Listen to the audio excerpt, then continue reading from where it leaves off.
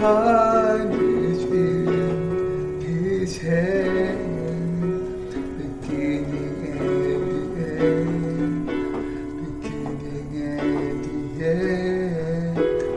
Oh, the God has dreamed what a spirit sound, the lion and the dead, the lion and the dead. How can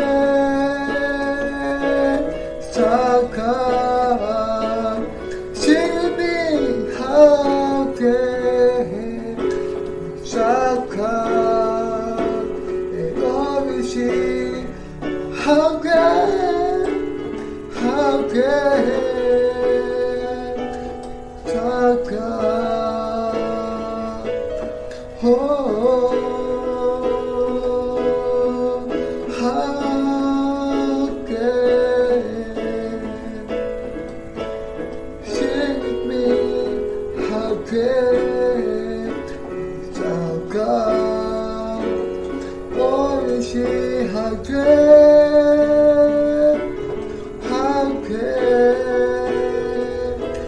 Saka? Let us sing from the beginning. The splendors of the King, God Lord Almighty. There's all the earth rejoice. There's all the earth rejoice. He'll up and check in God, and darkness shall to have, and ever there before, and ever there before. How can Saka sing with me? How can Saka and always see? How can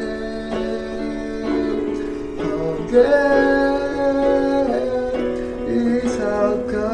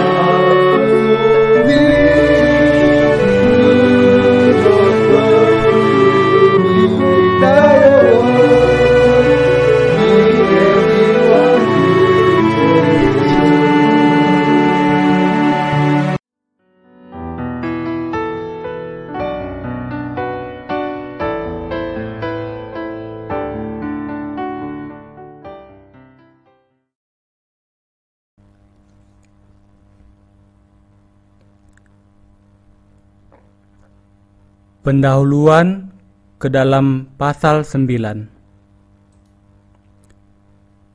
Injil air dan roh untuk bangsa Israel dan orang-orang non-Yahudi.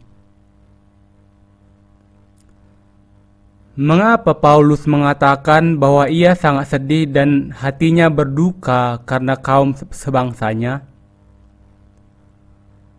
Itu karena Paulus memiliki harapan bagi kaumnya. Begitu ia mengasihi sehingga ia rela terkutuk dan terpisah dari Kristus demi mereka. Menurut kedagingannya, Ia sungguh-sungguh ingin agar kaum sebangsanya diselamatkan. Di zaman ini, kami sangat tertarik untuk memberitakan Injil air dan Roh ke seluruh dunia. Memberitakan Injil ini adalah kehendak Allah yang terbesar dan juga tujuan yang paling penting bagi orang percaya yang dilahirkan kembali. Apakah orang Israel akan menerima Injil air dan Roh atau tidak juga merupakan salah satu hal yang menarik perhatian kita.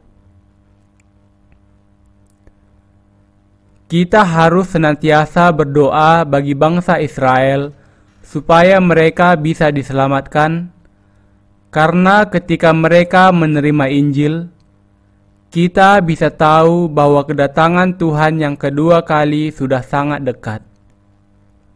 Topik doa saya untuk tahun ini adalah untuk penginjilan dunia dan penerimaan Injil yang benar oleh orang-orang Israel. Saya juga berdoa agar orang Israel akan memunculkan hamba Allah dari antara mereka sendiri. Allah pernah memberikan hukum Taurat kepada bangsa Israel, dan Ia juga menjadikan mereka kerajaan imam di hadapannya. Kristus sendiri datang menurut daging dari bangsa Israel, tetapi mereka menolak untuk percaya kepadanya dan masih melawan Allah dengan terus-menerus melawan kehendaknya. Tuhan mengatakan bahwa Ia akan sulit menemui iman ketika Ia datang kembali. Adalah kehendak Allah bahwa Injil air dan Roh yang asalnya dari Yerusalem akan berkembang ke seluruh dunia. Namun, hati manusia sudah keras zaman ini. Banyak orang sudah menyimpang dari mencari kebenaran. Baru-baru ini, sebuah film berjudul The Last Temptation of Christ yang mengatakan bahwa Yesus hanyalah anak haram beredar di Korea. Film itu penuh hujatan dan intinya adalah bahwa Yesus bukanlah Allah, tetapi hanya manusia biasa, sama seperti Pangeran Siddhartha dari India yang lebih dikenal sebagai Buddha. Film ini menyerang kebenaran bahwa Yesus adalah Allah dan Juru Selamat kita. Inilah sebabnya Allah mengatakan, "Akan tetapi, jika Anak Manusia itu datang, adakah Ia mendapati iman di bumi?" Lukas 18 ayat 8. Yesus Kristus yang kita percayai adalah Allah yang lebih tinggi dari semua ciptaannya dan layak dipuji sampai selamanya. Dilahirkan di Israel, Ia menanggung segala dosa manusia dengan dibaptiskan oleh Yohanes, mencurahkan darah dan mati di kayu salib, bangkit kembali dari antara orang mati pada hari yang ketiga, dan menjadi juru selamat bagi semua yang percaya kepadanya. Tuhan yang menjadi kebenaran Allah membebaskan kita dari dosa-dosa kita dengan membenarkan mereka yang percaya kepadanya. Paulus mengatakan bahwa seberapapun banyaknya orang Israel, keturunan Abraham, mereka yang bisa menjadi anak-anak Allah hanyalah yang percaya kepada Yesus. Bangsa Israel akan menghadapi banyak ujian dan pencobaan di masa depan. Kehendak Allah adalah bahwa beberapa di antara mereka akan percaya kepada Tuhan sebagai juru selamat mereka. Meskipun Tuhan kita sudah menghapus segala dosa termasuk dosa-dosa bangsa Israel, mereka masih menolak untuk percaya kepada Yesus sebagai juru selamat mereka. Apakah Anda lemah? Beberapa di antara kita mungkin lebih lemah atau lebih kuat dari yang lain. Tetapi di hadapan Allah, kita semua penuh kelemahan. Kita bisa menjadi anak-anak Allah yang merdeka dari dosa hanya dengan percaya bahwa Tuhan kita datang ke bumi ini, menanggung segala dosa di atas bahunya dengan baptisannya, dan dihakimi serta dihukum menggantikan kita di kayu salib. Kita harus memuji dan percaya kepada kuasa Allah yang menjadikan kita umat-Nya bebas dari dosa. Tuhan kita memang sungguh hebat. Beberapa orang mengira bahwa semua ada karena manusia. Sebagai contoh, mereka berpikir bahwa hukum dibuat oleh manusia dan ada untuk manusia. Namun, kita harus menyadari bahwa tidak semua berasal dari manusia. Segala sesuatu hanya bisa terjadi karena kehendak Allah. Allah menciptakan dunia ini dan seluruh alam semesta. Bahkan hukum buatan manusia yang memimpin kita adalah didasarkan dalam esensinya kepada kehendak Allah. Karena Allah bekerja dalam segala sesuatu dan segala sesuatu terjadi sesuai dengan kehendaknya, kita harus menemukan kebenarannya dalam segala sesuatu. Ketika kita lemah, ketika kita melakukan dosa terhadap Allah, dan ketika kita terputus darinya karena keberdosaan kita, Allah berjanji mengutus Yesus Kristus kepada kita. Ia menggenapi janjinya dengan inkarnasi Yesus dan baptisannya, yang melaluinya Ia membebaskan kita dari segala dosa dunia. Sekarang, ketika Injil air dan Roh tersebar ke seluruh penjuru dunia, rencana dasar Allah akan digenapi. Ketika kita memandang kepada berbagai peristiwa di dunia, kita bisa melihat bahwa Amerika Serikat dan Israel berada di pusatnya. Saya percaya bahwa tanpa campur tangan Allah, perang dunia yang lain besar kemungkinannya terjadi. Ketika World Trade Center runtuh, pengaruhnya yang sangat luar biasa dirasakan ke seluruh dunia. Kalau dunia ada di dalam peperangan lagi, di zaman dan waktu ini, apa yang akan terjadi dengan kita? Kita pasti tidak akan bisa pulih dari perang dunia lagi. Bahkan alam tidak bisa pulih dari kehancuran total oleh kita. Saya harap agar Anda akan berdoa supaya bisa memberitakan Injil air dan Roh ke seluruh dunia dalam kedamaian. Kekhawatiran kita adalah bahwa tanpa kedamaian di dunia, kita mungkin tidak akan bisa melakukannya. Kita semua harus berdoa untuk kedamaian dan berjuang untuk menghapuskan peperangan dan teroris. Tidak ada agama buatan manusia yang bisa menghapuskan dosa manusia. Hanya Yesus Kristus dan Dia saja yang bisa membebaskan kita dari segala dosa. Hanya melalui baptisannya oleh Yohanes dan darahnya di kayu salib, dosa-dosa kita bisa dihapuskan dan dihakimi. Berkat ini diberikan kepada mereka yang percaya kepada kebenaran Allah. Satu-satunya cara kita bisa dibebaskan dari dosa-dosa kita adalah dengan percaya kepada baptisan dan darahnya. Tidak ada cara lain. Kita tidak dikuduskan dengan ritual doa pertobatan, seperti yang dilakukan oleh banyak agama.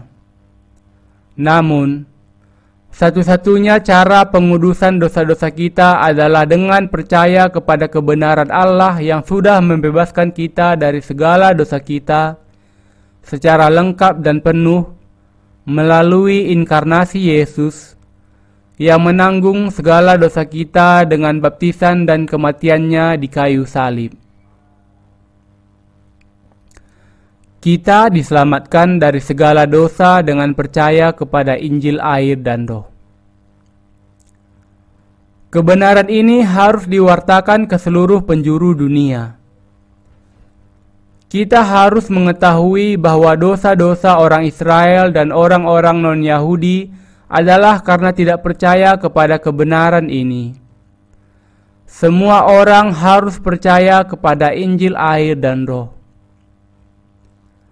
Kedua bangsa itu, orang Israel dan orang-orang non-Yahudi, tidak bisa tidak melanjutkan melakukan dosa selama hidup di dunia ini. Tetapi Tuhan kita membereskan segala dosa itu sekali untuk selamanya dengan baptisannya. Adakah kebenaran yang lebih sederhana dan lebih jelas dibandingkan dengan kebenaran baptisan Yesus dan darahnya di kayu salib? Mengapa Yohanes membaptiskan Yesus? Ia dibaptiskan oleh Yohanes dan disalibkan supaya ia bisa sekali untuk selamanya membereskan segala dosa kita. Dengan tidak percaya kepada kebenaran ini atau menerimanya ke dalam hati mereka, manusia berjalan menuju kepada kehancuran mereka sendiri karena dosa-dosanya. Baptisan yang diterima Yesus, demikianlah Matius 3 ayat 15, menggenapi segala kebenaran. Kata demikianlah adalah hutos dalam bahasa Yunani, yang berarti dengan cara ini paling tepat atau tidak ada cara lain kecuali ini. Kata ini menunjukkan bahwa Yesus dengan tidak bisa dibatalkan lagi menanggung segala dosa manusia ke atas dirinya melalui baptisan yang diterimanya dari Yohanes. Karena Yesus menanggung segala dosa dunia dengan dibaptiskan oleh Yohanes, ia bisa menanggung kayu salib dan mencurahkan darahnya bagi kita. Kita harus mengerti bahwa inilah kebenaran pengudusan yang dengannya semua umat manusia bisa ditebus dari segala dosanya. Tuhan berkata kepada kita, "Jikalau kamu tetap dalam firman-Ku, kamu benar-benar adalah murid-Ku, dan kamu akan mengetahui kebenaran, dan kebenaran itu akan memerdekakan kamu."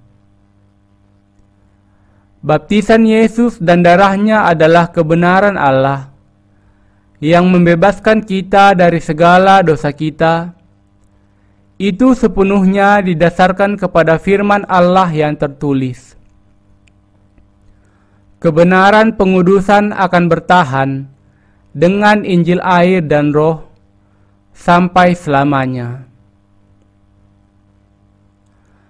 Bahwa Allah Bapa memutuskan untuk menguduskan orang berdosa dengan baptisan Yesus dan darahnya di kayu salib dalam kehendak-Nya.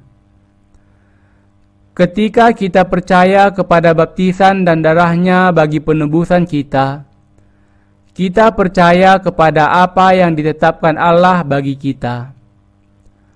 Dosa-dosa kita dihapuskan hanya kalau kita percaya kepada kebenaran air dan Roh. Kalau Anda percaya saat ini juga kepada baptisan Kristus dan darahnya di kayu salib, kebenaran pengudusan sebagai penebusan Anda, maka Anda akan sekarang juga dibenarkan. Jika sebaliknya Anda tidak percaya, maka Anda masih tetap orang berdosa. Karena semua orang telah berbuat dosa dan kehilangan kemuliaan Allah. Kita bisa diampuni dari segala dosa kita dan menjadi anak-anak Allah hanya dengan percaya kepada Yesus Kristus sebagai juru selamat kita. Tidak ada alasan mengapa seseorang tidak bisa percaya kepada kebenaran Injil air dan Roh. Tidak ada seorang pun yang tidak membutuhkan Injil penebusan ini. Semua orang membutuhkannya.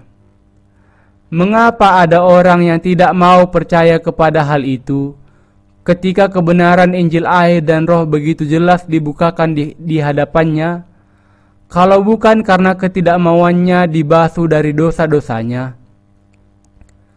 Banyak orang di dunia ini yang menerima Injil air dan Roh dan mewartakannya untuk semakin menyebarkannya. Beberapa bahkan sudah meminta menjadi sukarelawan untuk menjadi distributor untuk buku-buku kami. Kalau Anda bisa dibebaskan dari dosa-dosa Anda hanya dengan percaya kepada darah di kayu salib, maka semua orang di dunia ini akan dibenarkan bebas dari dosa. Kalau orang hanya percaya kepada darah di kayu salib, orang itu masih akan terus melakukan dosa, meskipun berulang kali menaikkan doa pertobatan setiap hari, karena doa seperti itu memang rutin, menjadi kebiasaan, dan hanya tindakan ritual keagamaan. Kalau Anda berusaha menghapus segala dosa dengan menaikkan doa pertobatan, maka Anda justru melakukan dosa besar di hadapan Allah. Karena Anda melakukan tindakan merendahkan kebenaran Allah, yang digenapi bukan